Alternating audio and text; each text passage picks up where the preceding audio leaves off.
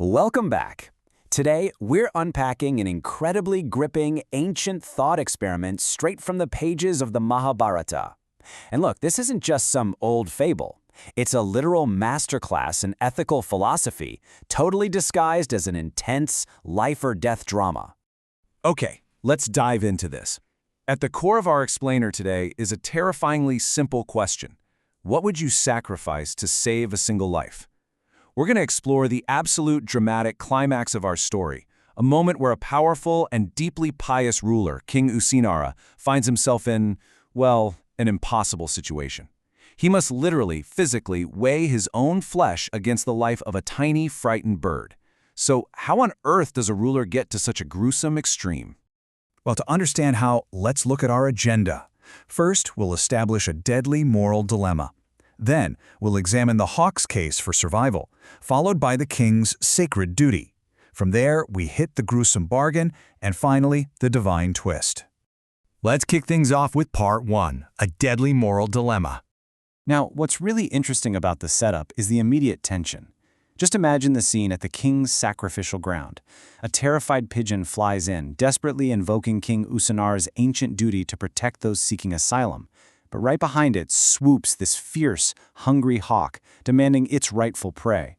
And the hawk isn't some evil monster, it's starving. It's simply trying to survive, telling the king that the deity itself has appointed this pigeon as its food. So this isn't your standard battle of good versus evil. It's actually an agonizing clash of good versus good. Both sides have a completely righteous claim. For King Usinara, the spiritual stakes could literally not be higher. He explains that abandoning this trembling little bird is not just a minor misstep, it's a catastrophic moral failure. The text specifically equates forsaking someone seeking protection with the absolute gravest cultural and spiritual sins of his entire world. We're talking sins like slaughtering a cow, the mother of all worlds, or slaying a holy Brahmana.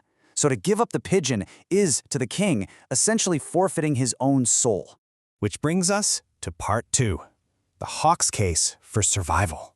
You might expect a bird of prey to just, shriek and attack. But this hawk, he's an incredibly articulate philosopher. He makes a highly logical, almost mathematical argument about the harsh realities of survival. He argues that food is the source and sustainer of all beings. If the king denies him this food, well, the hawk will die, and consequently his wife and children will perish too. By protecting a single pigeon, the king is actually causing the deaths of an entire family. The hawk brilliantly turns the king's quote-unquote righteous act of protection into an act of mass destruction. So the crucial point is this stunningly modern utilitarian argument the hawk delivers to the ancient king. He says, the virtue that standeth in the way of another virtue is certainly no virtue at all, but in reality is unrighteousness. I mean, wow. He is demanding the king institute a direct comparison between these opposing virtues. The king must weigh them and strike a balance, adopting the path that actually does the least harm.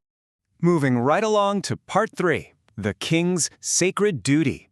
King Usinara is completely paralyzed. He praises the hawk, calling him the monarch of birds, admitting he speaks wonders about virtue. Yet, the king is desperately trying to honor his absolute vow of protection without causing the hawk's family to starve. He has to find a loophole, right? So he begins to negotiate frantically, offering to procure literally any other food to appease the hawk's hunger. An ox? A boar? A deer? A buffalo? He even tells the hawk he will gladly bestow upon him a rich province of his race. He is frantically willing to give away absolutely anything and everything he owns, with the sole exception of the pigeon. But the hawk outright rejects all of these wealthy substitutes. He essentially tells the king that he has zero use for boars or oxen. Hawks eat pigeons. It's the eternal provision ordained by heaven. The hawk even mocks the king's desperate offers, warning him not to lean for support on a plantain tree, not knowing its want of strength. In other words, he's saying, don't try to prop up your moral argument with weak, unnatural substitutions. And that leads us to Part 4, the gruesome bargain. Cornered into a total stalemate, the hawk won't accept substitutes, and the king refuses to surrender the pigeon. So the hawk presents one final horrifying compromise. If the king truly loves this pigeon so much, the hawk demands a portion of the king's very own flesh, cut straight from his body, exactly equal in weight to the pigeon. The king's response is absolutely shocking here. He doesn't even hesitate. He replies, "This request of thine, O hawk, I consider as a favor unto me, and therefore I will give unto thee even my own flesh." This completely highlights Usinara's unwavering dedication to his duty. He's just so relieved to have a way to save both the pigeon and the hawk that personal physical mutilation is welcomed as a blessing. And this brilliantly illustrates the absolute agonizing extreme to which the king goes, as recounted by the sage Lomas to the mighty son of Kunti. The king methodically cuts off a portion of his flesh and places it on a balance scale. But then, the tiny pigeon mysteriously outweighs the flesh. So the king cuts again and again. Portion after portion is added, but the pigeon always weighs more. Finally, utterly devoid of flesh, stripped to absolutely nothing, King Usinara physically climbs onto the scale himself. He gives his entire being. Finally, we arrive at part 5, the divine twist. Just as the king sacrifices his own life on the scale, the entire reality of the scene shatters. This wasn't a random encounter in nature at all. The articulate, starving predator drops his disguise, revealing himself to be none other than Indra, a powerful deity of the pantheon. Indra explains that they came to the sacrificial ground specifically desirous of testing the king's merit. The whole philosophical debate wasn't just about survival. It was actually a cosmic test designed by the heavens to examine a mortal's soul. And the trembling prey? Well, the pigeon was Agni, the carrier of the sacrificial clarified butter, another immensely powerful deity. Together, they constructed a flawless ethical trap, a scenario where every single choice seemed to lead to a sin, forcing the king to find the one path of ultimate self-sacrifice to maintain his righteousness. Let's see how this builds to the finale.